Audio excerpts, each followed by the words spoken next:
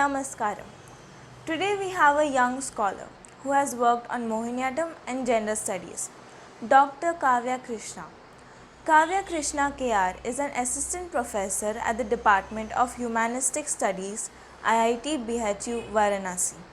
She received her PhD from Department of Cultural Studies, EFL University, Hyderabad on the topic Dance and Gender Performativity, Mohiniyattam and the Making of Malayali Femininity.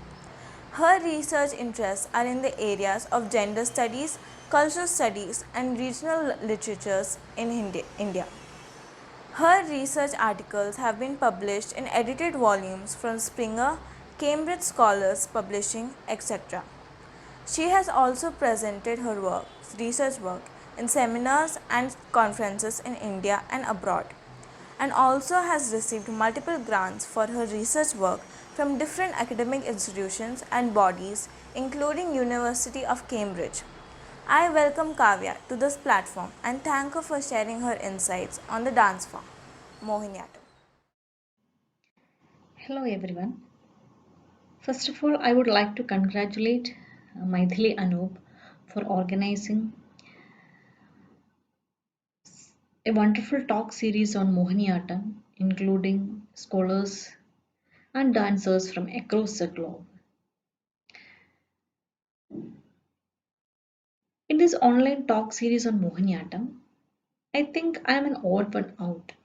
In the sense, I am not a Mohiniyattam dancer, but an early career academician trained in literary and cultural studies with gender studies as my area of specialization. In this talk, I will try to share a small portion from my PhD thesis, which was titled as Dance and Gender Performativity, Mohiniyattam and the Making of Malayali Femininity, which tried to do a socio-cultural study of Mohiniyattam, placing the dance form within the crux of culture studies and gender studies. So, let me begin by talking about how I decided the topic for my PhD. When I decided to do PhD, my wish was to do a project on the construction of femininity within the context of Kerala. While being outside Kerala, many of us might have experienced being identified as a Malayali woman by Keralites and non-Keralites based on our body movements. For example, the way we walk, we sit, or what can be largely called as body behavior. I'm not essentializing it, but it gives an occasion to think what are the ways in which we can study the gendering of the body movements happening in the everyday? Or more specifically, how to study the ways in which a female body is trained to be ideally feminine within a particular regional and historical context. The everyday experiences of gendering the body are not available as such for study. But dance is a site where the pedagogy of feminizing or gendering or disciplining the body is available for detailed analysis through its syllabus, textbooks, performance videos, and photographs. So, the study started from the assumption that thinking about how the dancer's body spills over into the shaping and aestheticization of any female body in a given culture can open up new dimensions for research on gender and body. This, along with my reading about the socio-historical studies on other Indian dance forms and cultural studies on dance in Western contexts, made me look at Mohiniyattam as a site to study the history and present of the making of hegemonic Malayali femininity. So my thesis basically attempted to do two things. One is to read the reinvention of Mohiniyattam at Kerala Kalamandalam under the guidance of Vallathol Narayana Menon in the 1930s by placing it within the larger socio-political context of nationalism and social reform movement in Kerala. By doing so, it tried to argue that the reinvention of Mohiniyattam was also a refashioning of the Malayali woman identity. and her gendered attributes. From the perspective of gender, it attempted to see the discussions about obscenity, vulgarity, ideal femininity, conceptions of good and bad woman in quotes, and ideas about the public and the private space which had gone into the reinvention of Mohiniyattam. It also analyzed in these processes of reinvention which class and caste of women and their attributes are getting idealized and who are being marginalized. Along with that, the research engaged with the possibility of reading the overlapping of instructions for body training for a dance form as discourses about disciplining and shaping the female body to be an ideally feminine regional woman identity within a specific historical context. As you all know, Mohiniyattam is considered as a Lasya form of dance based on its style of body movements.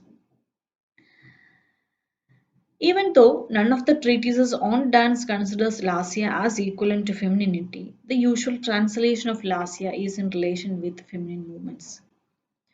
Mohiniyattam, its history, and the present can be used as an interesting terrain to study the relationship between dance and gender with respect to a particular regional identity and its processes of gendering because I felt that there is a constructed femininity at operation in the Lasya style of Mohiniyattam, which is performed predominantly by women. By constructed femininity, I mean a conscious way of creating femininity through disciplining the use of the body in a particular style and speed. Mohiniyattam is said to be following the Kaishiki Vritti style mentioned in Natya Shastra, which is generally considered as feminine. Also, it is considered as feminine as opposed to the major classical dance drama of Kerala Kathakali, which is predominantly performed by men. Even though the terms Lasya and Tandava are not at all theoretically markers of gender, they are often considered or associated with what is considered as archetypes of gender ideal. Mohiniyattam claims itself to be ideally feminine dance form based on its slow, soft and gentle body movements and through the use of selected expressions like Sringara, Vatsalya, Bhakti, etc. Many Mohiniyattam dancers whom I interviewed as part of my research and many well-known books on Mohiniyattam points out that Mohiniyattam dancer is not supposed to use harsh expressions like Raudra or anger in extreme ways and the dancer is not supposed to move her body roughly or forcefully in a masculine way. A senior practitioner even asked me this question when I queried her about the Lasya style of movements in Mohiniyattam. I quote, don't we Kerala women have a Taravaditham, Adakkam and Udukam in our behavior? The same should be reflected in our dance too.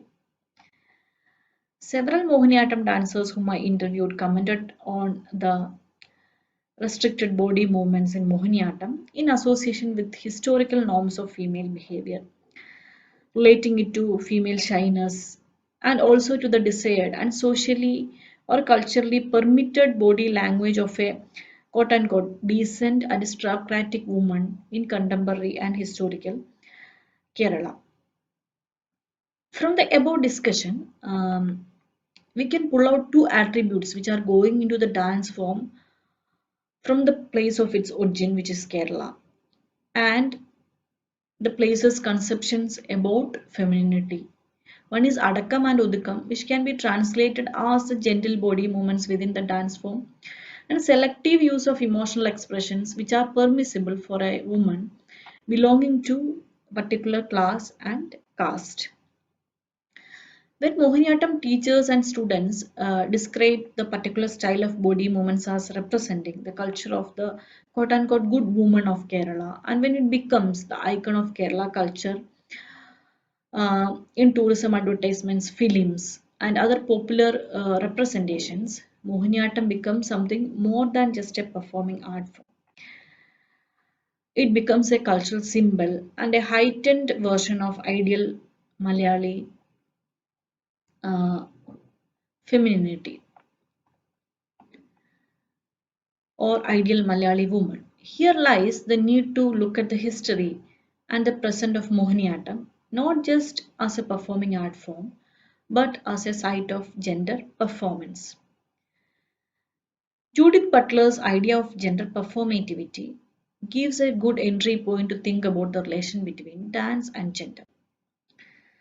Butler, in her work Gender Trouble Feminism and the Subversion of Identity, 1990, describes gender not only as something socially constructed but also as performatively constituted.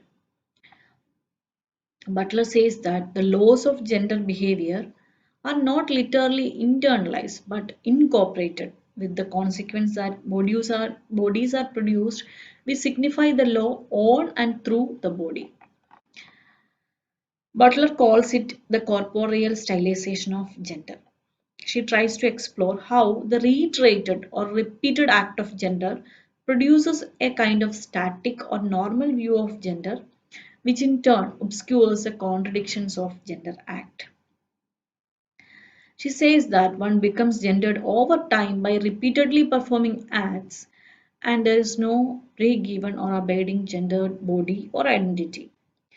Here, Butler describes performing gender as legitimizing norms, as making explicit the social norms through repeatedly performing them. Classical dance forms like Mohiniyattam gets its significance mainly through repetition. A good classical performer is supposed to reproduce or repeat the essential qualities and specialities of the art form, and this repetition, especially with the claim that it represents the ideal femininity of the quote unquote decent woman of the state of its origin, gets sediment over time and produces the hegemonic feminine ideal, which in turn marginalizes other femininities. While this is a larger theoretical framework of my thesis, let me conclude the talk by giving an example to show the possibility of reading a text on dance as a social text on gender in the body.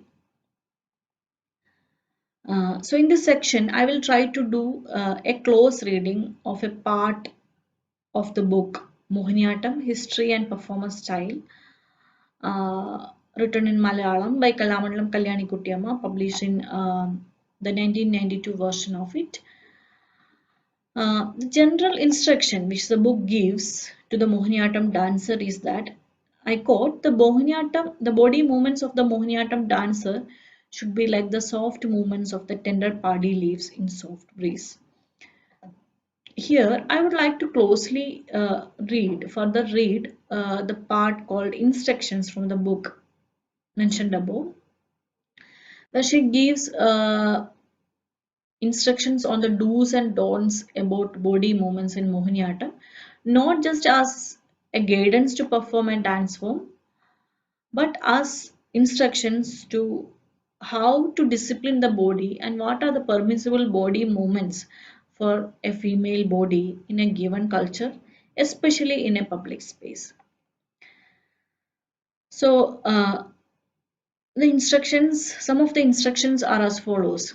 One is the space between feet while in dancing position to be only 2 finger space. The legs shouldn't move up beyond the level of the knee of the leg, and there shouldn't be any dance steps where the dancer has to jump. While dancing, the feet of the dancer should be placed on the floor as soft as possible without making any noise. The dancer is not supposed to shrug the shoulders, project the breast forward, or to shake the hips while dancing. There shouldn't be expression of Sringara or erotic love in ways which are not advisable for a noble woman. As an example, it instructs not to do things like biting the lips, closing one eye, etc.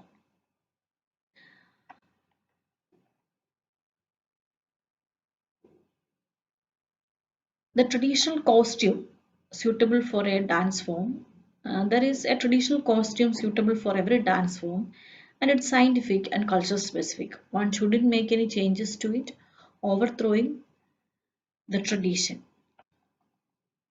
When we read closely these instructions, we feel that any middle class girl, Kerala girl, might have got almost same kind of instructions as mentioned above from her parents, teachers, or elders during her childhood and adolescence about how to discipline her body movements or what should be her body language. In Kerala, girls are advised not to sit with their legs apart or stand with their legs apart. The sound of the footsteps are not supposed to be heard while walking. They are not supposed to shake the hips, breasts, or the entire body while walking.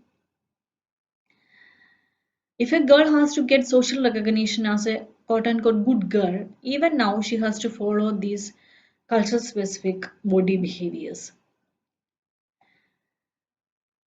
So, in my thesis, I have mentioned what happens if you break these code of conducts or body behaviors which are prescribed for girls.